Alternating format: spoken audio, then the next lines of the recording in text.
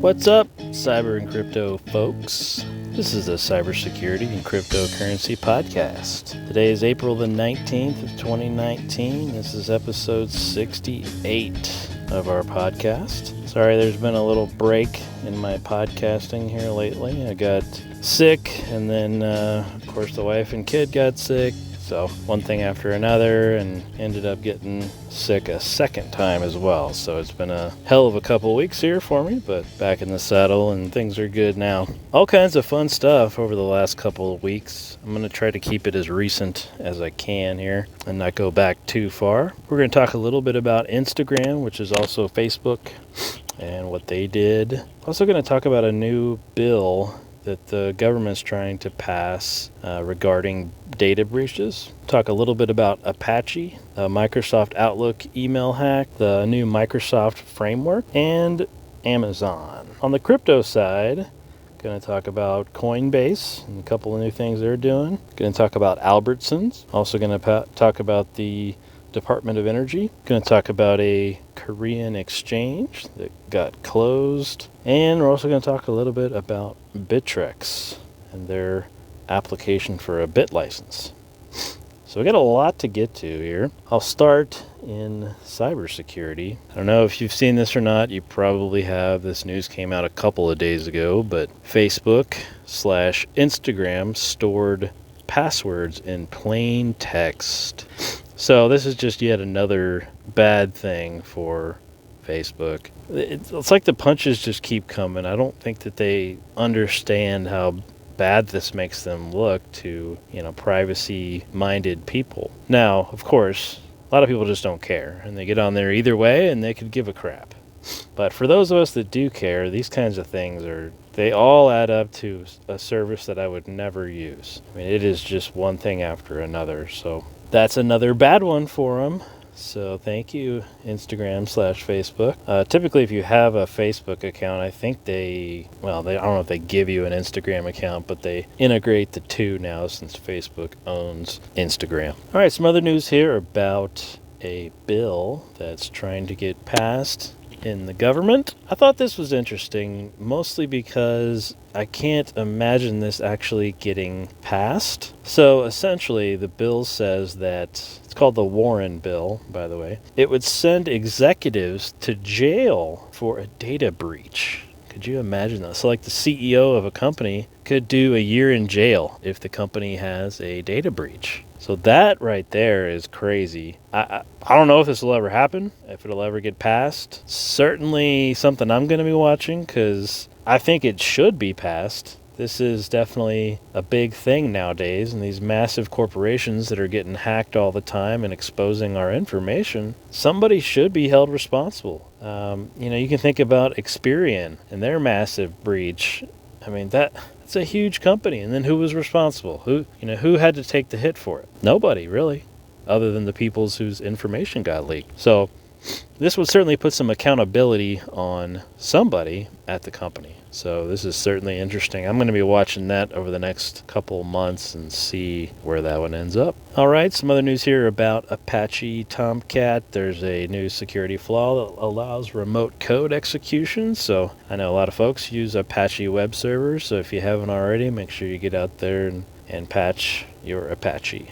All right, some other news here. The Hacker News reported on this one, and it's about how hackers compromised Microsoft support agent to access Outlook email accounts. So anybody that has a Hotmail account or an Outlook.com account, your information potentially could have been accessed. Microsoft has sent out notifications to all the people that were affected, but there was about a 2-month window from the 1st of January to March 28th that your information could have been read by a third party that you didn't allow. So that was kind of crazy. I don't know how they did it, but they breached their customer support portal, Microsoft's customer support portal, and they accessed information related to email accounts and registered with the company's Outlook service. So, this is all over Reddit as well, all the people that have had these notices sent to them by Microsoft about their accounts being potentially hacked and whatnot. But the attackers essentially, looks like here, they compromised credentials for one of Microsoft's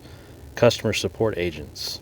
And then they used it to gain unauthorized access to some information related to the affected accounts, but not the content of the emails or attachments. So I guess that's kind of the twist in this. So when something like this happens, two-factor is out the window because Microsoft has these support accounts that allow them to get a window into your account so they can help you, right? But when one of those support accounts gets compromised, hackers can then use that same window to view information in your account. So I guess the good news out of this, at least according to Microsoft, is they can't see the content of the emails. So that's good. And they also say in their statement that they have no indication why that information was viewed or how it may have been used. So they gathered account-related information. So whatever information you give them when you very first sign up for Outlook or Hotmail, that would be the information these guys were getting. And they could also see like the people you communicate with the most, email addresses and whatnot. And if you think about that aspect, they could use those email addresses and names of people that you communicate with the most and target you with a phishing email, making it look like it's coming from somebody that you email frequently. So anyway, that was a pretty interesting story there. They got one of those support agent accounts and were able to get into Outlook and Hotmail accounts. But if you were affected, you should have already seen an email from Microsoft telling you all about it. If you were not affected, then you did not get this email. All right, some more news here about Microsoft. Microsoft recently published what they call their SecCon framework for securing Windows 10. It's about damn time, really, but I kind of laugh at their attempt of securing their own operating system because if you read through it, it's very vague and really doesn't give you a whole bunch, at least so far. I'm sure it's in its infancy right now, but if you want to get a good hardening guide, you can look at DISA and their STIGs, DISA STIGs. Those are great hardening guides, and they walk you through step by step how to harden Windows 10. But Microsoft created this scale, if you will, of protection that you can implement on your systems. A scale of 1 to 5, 5 being the most critical, 1 being the least critical. So anyway, it's in its infancy there, but maybe we'll see some better additions to that framework as they continue to build it out there. All right, the last thing in cybersecurity is about Amazon and their Alexa devices, Alexa-enabled devices, their smart speakers, all that good stuff. Well, I think we all kind of knew this was coming, but yes, Amazon is listening to you. And they say that they do it for quality control and make sure Alexa's better and make sure that it can understand you better and blah, blah, blah, blah, blah. They take privacy seriously. Okay, sure. The fact of the matter is they're still listening to you. And that's creepy, really. Now, if you do have one of these devices, there is a mute button on it that you can at least press. And hopefully that mute button's working. I don't know. I mean, heck, maybe it's not. But you can mute the device. Same thing on the Google Home. You can mute those devices as well if you feel like they're listening to you, or just unplug them if you feel like they're listening to you. But the majority of us that have smart home tech use Alexa or the Google Home. And, we want to use those voice commands to turn things on and off and make it convenient. So I don't know if people will be willing to live with the fact that they're listening. People that are like, I don't have anything to hide. And yeah, that's fine. I don't either. But I still don't want them listening into everything I'm saying. It's still not right. But anyway, I think we all saw that one coming. But now it's actually been confirmed. All right, hopping over to cryptocurrency, Coinbase. We got a couple of things about them here recently. They have issued their very first Visa credit card that you can use with your Coinbase account. It takes the funds directly out of your Coinbase account using a Visa card. So that's kind of cool. You can already buy Bitcoin and whatnot with a Visa card, a debit card, Visa debit card, whatever it is, or a MasterCard debit card. So hey, why not be able to spend it on one too, rather than hoping that whatever store you're at accepts Bitcoin. So that's cool. If you got a bunch of funds in there, you can use that Visa card. All right, some other news here about Coinbase. They expanded some of their crypto to crypto trading in 11 more countries throughout the world. So that's good news for everybody. More people in on the Bitcoin and crypto markets means more influx and more money in general, so that's certainly great news too. Bitcoin has been on the rise, slowly but surely. We're hovering around 5,200 today. It's been kind of floating between 5,000 and 5,200. It's gone up to as high as 5,300, but the median is $5,200 for a Bitcoin. So it's certainly up higher than it was a month ago, and that's certainly great news. And with more people getting into the crypto space in all these other 11 countries, you could see that price go up a little bit more.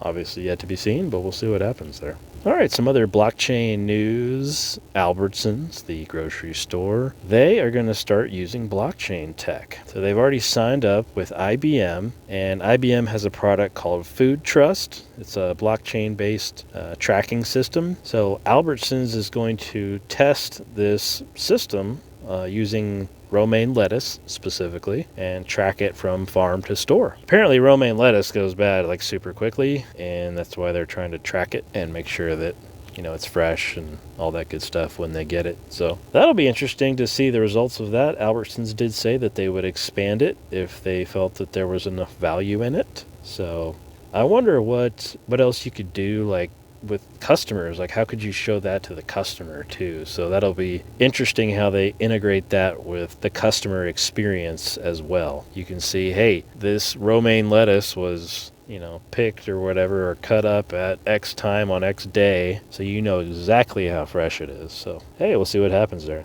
Looks pretty interesting. I do wonder if any other big market grocery chains are gonna get into the same kind of deal, but IBM surely is the leader in this space specifically. So they've got their own thing called Food Trust, and it's a blockchain application there. So pretty cool stuff there. Some other news here about the Department of Energy. They are looking into various blockchain applications to help prevent power plant cyber attacks. Remember a few weeks back there was a massive ransomware hit on one of those hydro facilities that produces electricity, and here you go. Now they want to help prevent it, and they're going to try to do that with blockchain. I don't know how exactly that would work, but it'll be intriguing to see how they make that work. But hey, it's good news. I wonder if IBM will be getting in on this too. I mean, heck, they might. They seem to be gobbling up all the commercial use of blockchain here lately. All right, some other news here about a Bitcoin trader that got fined for violating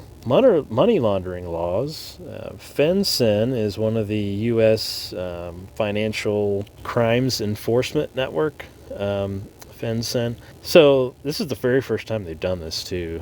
They penalized a peer-to-peer cryptocurrency exchanger for breaking anti-money laundering AML rules. So that's pretty interesting. I don't know how they would have tied it back to one specific person. Certainly interesting. They said it was happening between 2012 and 2014. But they're basically saying that this guy didn't register himself as a money transmitter or as a money services business. That's why he's getting fined. But it's the first of its kind. He was fined $35,000 for this. So pretty interesting stuff there. I guess I'm more curious, how did they trace it all back to one guy if Bitcoin is so anonymous? But you can read through that article and check out the details there. But feel sorry for that guy. That's a big chunk of change to be paying back just for doing some crypto trading and whatnot for other people. So watch out if you're doing trading for other people and you're sending a bunch of money around. Be careful. Might want to register yourself as a money transmitter to avoid something like this.